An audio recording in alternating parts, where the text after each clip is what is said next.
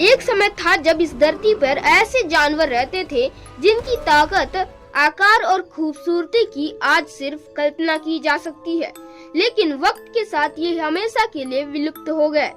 हैरानी की बात यह है कि इन एक्सटिंक्ट एनिमल्स के बारे में आज भी नई नई रिसर्च सामने आ रही है, जो उनके जीवन से जुड़े कई अनसुने राज खोल रही है। तो इस वीडियो में हम जानेंगे दुनिया के 6 सबसे हैरान कर देने वाले एक्सटिंक्ट एनिमल्स के बारे में, जिनके बारे में शायद आपने कभी नहीं सुना होगा। तो चलिए शुरू करते हैं। नंबर 6, स्टेलर सी काऊ।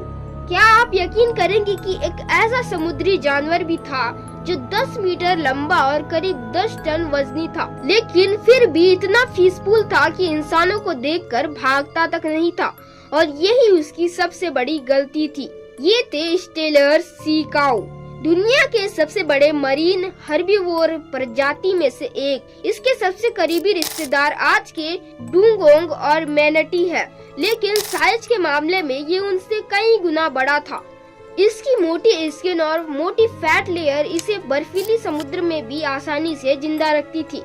वहीं इसका फेवरेट फूड था समुद्र में उगने वाली कैल्प। साल 1741 में जर्मन साइंटिस्ट जॉर्ज स्टेलर ने पहली बार इस विशाल जीव को देखा और दुनिया को इसके बारे में बताया, लेकिन इसके बाद इसकी किस्मत पूरी तरह बदल गई। इसका मीट, फैट और स्किन इतनी वैल्यूएबल थी कि रूसी हंटर्स और सेलर्स ने इसका बड़े पैमाने में शिकार करना शुरू कर दिया। सबसे हैरान करने वाली बात ये थी कि ये जानवर इंसानों से बिल्कुल नहीं डरता था, इसीलिए इसे मारना बेहद आसान था। और नतीजा, जिस एनिमल को साइंस ने पहली बार 1741 में रिकॉर्ड किया, वही सिर्फ 27 साल बाद यानी 1768 तक हमेशा के लिए एक्सटिंक्ट हो गया।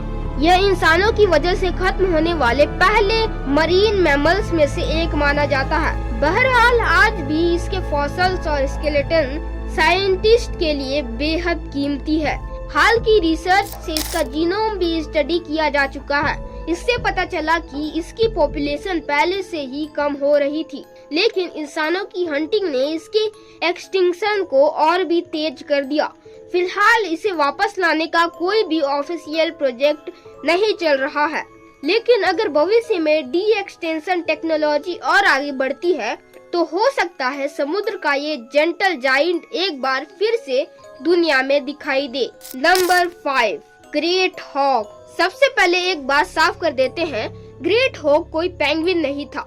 दिखने में दोनों थोड़े एक जैसे लगते हैं, लेकिन एवोल्यूशन के हिसाब से दोनों का आपस में कोई खास रिश्ता नहीं था। आज पेंगुइन पूरी दुनिया के साउथ पोल वाले इलाकों में मिलते हैं, लेकिन एक समय ऐसा था जब ग्रेट हॉक नॉर्थ अटलांटिक के समुद्री इलाकों का सबसे मशहूर फ्लाइटलेस बर्ड था। ये उड़ नहीं सकता था, लेकिन तैरने में बहुत तेज था। हजारों साल तक इसकी पॉपुलेशन अच्छी खासी बनी रही, लेकिन 1500 के बाद सब कुछ बदलने लगा। यूरोपियन सेलर्स बड़ी संख्या में ग्रेट हॉक का शिकार करने लगे। इसके मीट, फेदर्स और हेग्स की काफी मांग थी। लगातार हंटिंग की वजह से इसकी पॉपुलेशन तेजी से घटती चली गई। फिर साल 1844 में एक छोटे से आइलैंड पर ग्रेट हॉक का आखिरी पेयर बचा था, लेकिन शिकारी ने उन्हें भी मार दिया। उसी दिन ग्रेट हॉक हमेशा के लिए इस दुनिया से खत्म हो गया। आज भी कुछ म्यूजियम में ग्रेट हॉक की प्रिजर्व बॉडी, बोन्स और एग्स सुरक्षित रखे गए हैं। इन्हीं की मदद से साइंटिस्ट इसे वापस लाने की कोशिश कर रहे हैं। रिवाइव एंड रिस्टोर नाम की एक बायोटेक्नोलॉजी कंपनी ग्रेट हॉक के सबसे करीबी रिश्तेदार रेजरबिल के डीएनए को क्रिस्पर जीन एडिटिंग टेक्नोलॉजी से बदलकर ग्रेट हॉक जैसा बर्ड तैयार करने पर रिसर्च कर रही है, लेकिन ये काम बिल्कुल आसान नहीं है। बर्ड्स की डी एक्सटिंक्शन मैमल्स के मुकाबले कहीं ज्यादा मुश्किल मानी जाती है। अगर भविष्य में ये प्रोजेक्ट सफल भी होता है तो ग्रेट हॉक को वापस लाने में अभी कई दशक लग सकते हैं। नंबर 4, स्मेलोडोन। स्मेलोडोन दुनिया के सबसे खतरनाक और सबसे मशहूर एक्सटिंक्ट शिकारियों में से एक था, लेकिन हैरान करने वाली बात यह है, जिसे आज ज्यादातर लोग सेबर टूथ टाइगर कहते हैं, वो असल में टाइगर था ही नहीं, बल्कि ये बिल्ली परिवार की एक अलग प्रजाति का शिकारी था, जिसका नाम था स्मेलोडोन। इसके नाम का मतलब होता है नाइफ टूथ यानी चाकू जैसे दांत।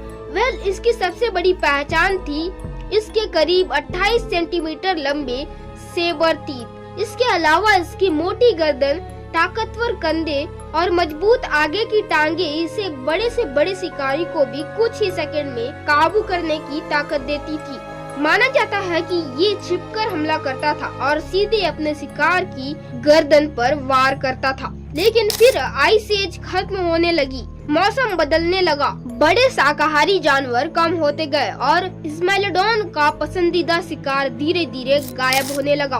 दूसरी तरफ इंसान भी उन्हीं जानवरों का शिकार करने लगे।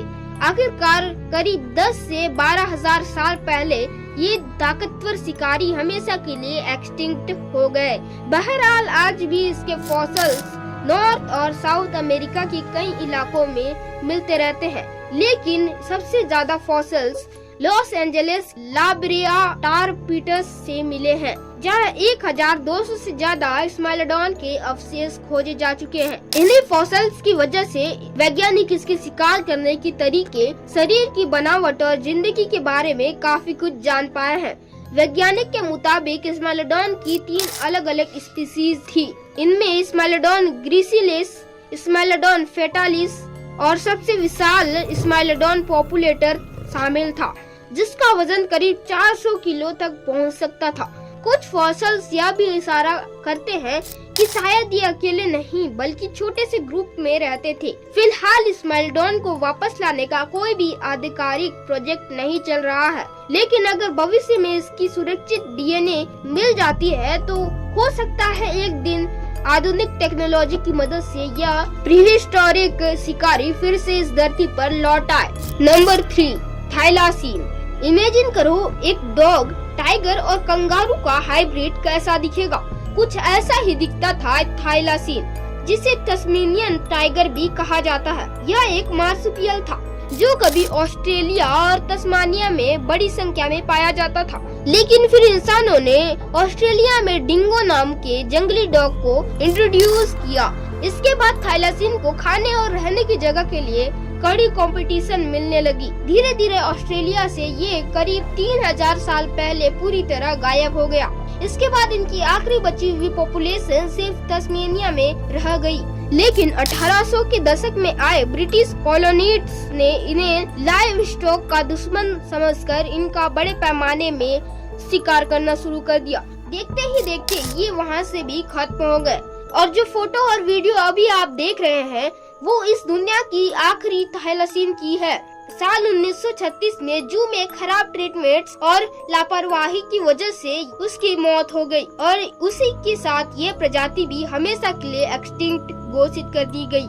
लेकिन कहानी यही खत्म नहीं होती। आज भी दुनिया भर के म्यूजियम में थाइलासीन के 750 से ज्यादा अच्छी तरह प्रिजर्व स्पेसिमेंस मौजूद है।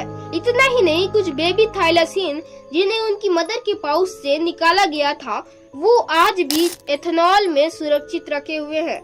इन्हीं सैंपल्स की मदद से साइंटिस्ट ने 2018 में थाइलासीन का पूरा जीनोम सीक्वेंस तैयार कर लिया। जीनोम यानी किसी भी जीव का पूरा डीएनए ब्लूप्रिंट, जिनमें ये जानकारी होती है कि उसका शरीर कैसे बनेगा, कैसे बढ़ेगा और उसकी हर बायोलॉजिकल फीचर कैसी होगी। अब सबसे दिलचस्प बात, साइंटिस्ट फैट टेल्ड डनार्ड नाम के एक छोटे से मार्सुपियल का इस्तेमाल कर रहे हैं जो थाइलासीन से लगभग 95% जेनेटिकली सिमिलर है। क्रिस्पर जीन एडिटिंग टेक्नोलॉजी की मदद से इसके डीएनए में थाइलासीन के बाकी जीन्स जोड़ने की कोशिश की जा रही है। अगर ये प्रोजेक्ट सफल रहा तो आने वाले सालों में थाइलासीन फिर इस धरती पर लौट सकता है और इसे तस्मानिया के जंगल में दोबारा बसाया भी जा सकता है। नंबर 2, डोडो। आज अगर धरती पर सबसे दुखद एक्सटिंक्शन की बात की जाए तो उसमें डोडो का नाम सबसे ऊपर आता है। डोडो कभी निकोबार पिजन के पूर्वजों से इवॉल्व हुए थे,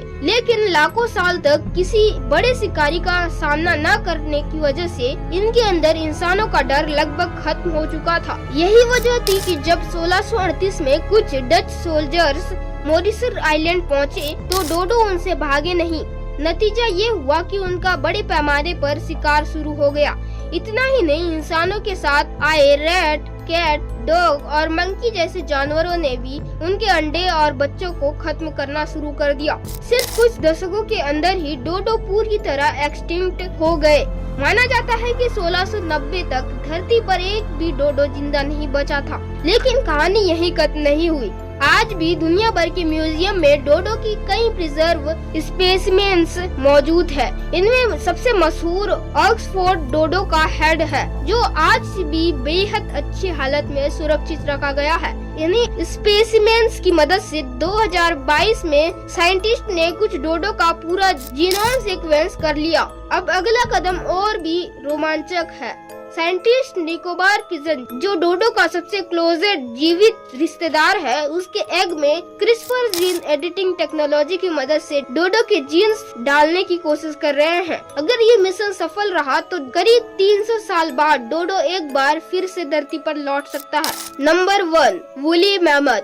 बेशक वूली मैमथ दुनिया के सबसे फेमस एक्सटिंक्ट एनिमल्स में से एक है, लेकिन क्या आप जानते हैं कि ये धरती पर रहने वाले सबसे बड़े एलिफेंट थे ही नहीं। ये रिकॉर्ड इंडिया और पाकिस्तान में पाए जाने वाले पेलियोलॉक्सोडोन नमाडिकस के नाम है। वूली मैमथ इतने खास इसलिए थे क्योंकि इनकी पूरी बॉडी आइस एज की कड़ाके की ठंड को झेलने के लिए बनी थी। इनके लंबे घने बाल, मोटी फैट लेयर और छोटे कान इन्हें माइनस टेम्परेचर में भी आराम से जिंदा रखने में मदद करती थी। लेकिन जैसे जैसे आइस एज खत्म होने लगी, वैसे वैसे इनका नेचुरल हैबिटेट भी खत्म होने लगा। दूसरी तरफ इंसानों ने भी इनका बड़े पैमाने पर हंट किया। इतना ही नहीं, लोग इनकी हड्डियों से अपने शेल्टर्स तक बनाया करते थे और आखिरकार करीब 10,000 साल पहले ये विशाल जीव धरती से हमेशा के लिए एक्सटिंक्ट हो गए। हालांकि इनकी छोटी सी आइसोलेटेड पॉपुलेशन आर्कटिक के द्वीप पर हजारों साल तक जिंदा रही। हैरानी की बात तो ये है कि जब मिस्र में पिरामिड ऑफ गीजा बन रही थी, तब भी ये आखिरी मैमथ इस धरती पर मौजूद थे। बहरहाल आज भी दुनिया के अलग अलग हिस्सों से इनके फॉसिल्स मिलते रहते हैं, लेकिन साइबेरिया की बर्फ में कई वूली मैमथ इतनी अच्छी तरह प्रिजर्व मिले हैं कि उनके बाल, मांस और शरीर के दूसरे हिस्से भी सुरक्षित बचे रहे। यहाँ तक कि एक बार करीब 30,000 साल पुराने मैमथ का ब्लड भी मिला था। इसी वजह से वैज्ञानिकों ने 2015 में वूली मैमथ का पूरा जीनोम सीक्वेंस कर लिया। अब एशियन एलिफेंट, जो जेनेटिकली मैमथ से करीब 99.6% सिमिलर है, उसके एम्ब्रियो में क्रिस्पर टेक्नोलॉजी की मदद से मैमथ की जीन्स एडिट करके एक मैमथ जैसा हाइब्रिड को जन्म देने की कोशिश की जा रही है। इसके बाद कई पीढ़ियों तक सेलेक्टिव ब्रीडिंग के जरिए उसे और भी ज्यादा मैमथ जैसा बनाया जाएगा। अगर सब कुछ प्लान के मुताबिक रहा तो आने वाले कुछ सालों में दुनिया एक बार फिर मैमथ जैसे जीव को देख सकती है। दिलचस्प बात यह है कि थाइलासिन डोडो और वूली मैमथ जैसे एक्सटिंक्ट एनिमल्स को वापस लाने के मिशन पर काम करने वाली कंपनी का नाम है कोलोसल बायोसाइंसेज। तो ये थे दुनिया के 6 सबसे हैरान कर देने वाले एक्सटिंक्ट एनिमल्स। इनमें से आपको कौन सा जानवर सबसे ज्यादा दिलचस्प लगा, अपनी राय कमेंट में जरूर बताइए। अगर वीडियो पसंद आई हो तो इसे लाइक करें, चैनल को सब्सक्राइब करें और ऐसी ही इंटरेस्टिंग वीडियोस के लिए जुड़े रहिए। धन्यवाद।